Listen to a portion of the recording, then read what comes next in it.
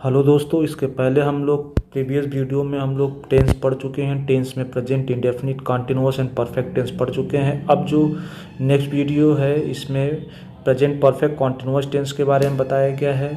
हमने इसको बड़े ही शॉर्टकट मेथड से समझाया है और इसमें जो है मैंने कुछ जो ज़रूरी बिंदु हैं उसको मैंने दर्शाया है ताकि आप लोग को जो परेशानी का सामना करना पड़ता है उसको ना करना पड़े।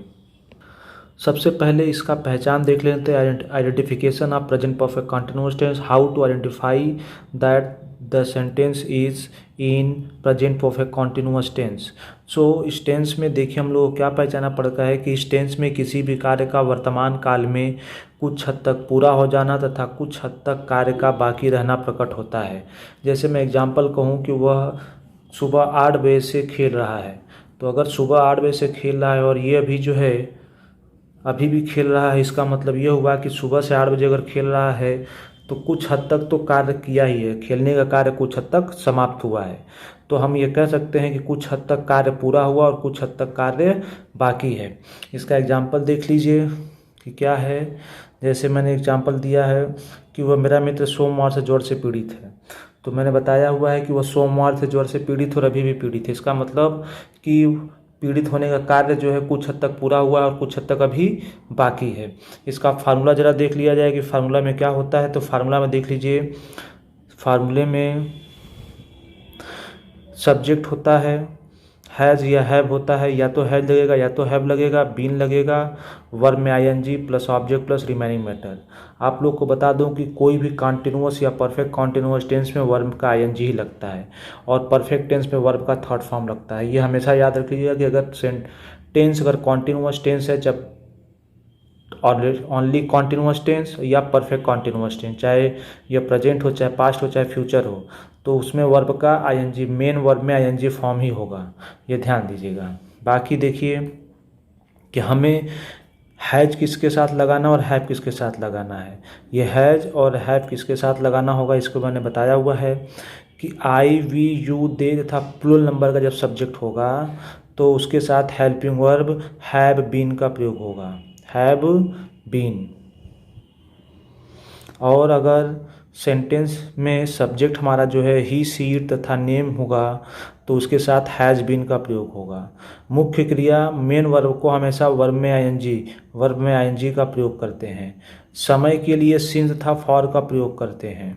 सिंस का प्रयोग स्पेसिफिक टाइम के लिए, जैसे स्पेसिफिक टाइम का मतलब आप जिस समय को नाम लेके पुकारेंगे प्रॉपर, वह जो है सिंस लगेगा।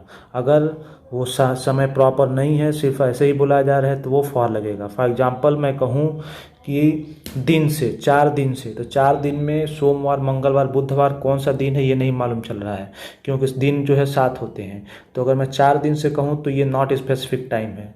लेकिन अगर मैं कहूँ सोमवार से, तो सोमवार में एक दिन आ गया, ये नाम किसी महीने का या दिन का नाम हो गया। उसी प्रकार से जनवरी, फरवरी, ये सब जो है स्पेसिफिक टाइम आते हैं। 2017, 2018 ये सब स्पेसिफिक टाइम है। नॉट स्पेसिफिक टाइम कैसे है? कई सालों से। अगर कई सालों से कहा जाए, 4 सालों से कहा जाए, तो ये नॉन स्पेसिफिक टाइम है।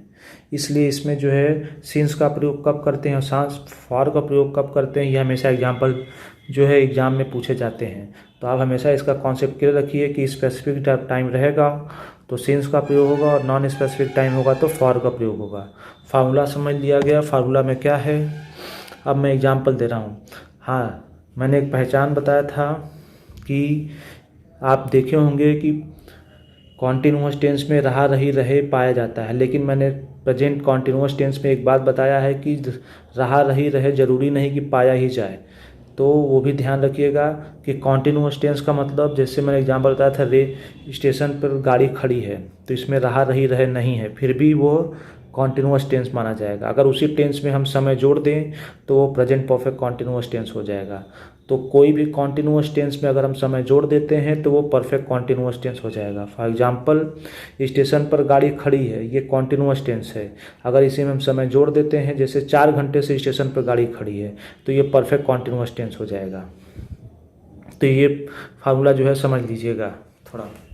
अब देखिए कि इसके बनावट कैसे होते हैं। तो बनावट मैंने बता दिया कि सब्जेक्ट कोई भी सब्जेक्ट, अगर सब्जेक्ट हमारा ही सी इट तथा नेम हो तो हैज लगेगा, और प्लूरल नंबर होगा आई वी यू दे तो हैव लगेगा।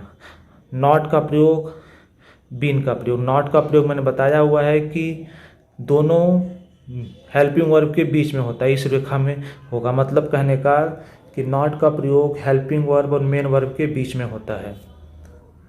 एक बात हमेशा याद रखिएगा कि मैंने बताया कि ज़रूरी नहीं कि रहा रही रहे पाया ही जाए, लेकिन हाँ ये ध्यान दीजिएगा कि उसमें प्रेजेंट परफेक्ट कॉन्टिन्यूअस टेंस में कुछ हद तक कार्य पूरा हो जाता है और कुछ हद तक कार्य बाकी रहता है। मैंने एक एग्जाम्पल दिया है जो हमेशा जो है कन्फ्यूजन क्रिएट करता है। जैसे मेरा मित्र सोमवार से ज्वर से पीड़ित है, तो ज्वर से पीड़ित है और सोमवार से है, तो पीड़ित है, पीड़ित होने का कार्य जो है कॉन्टिन्यूटी है, तो वो कॉन्टिन्यूअस टेंस हो गया, और अगर समय है तो परफेक्ट कॉन्टिन्यूअस टेंस हो गया है।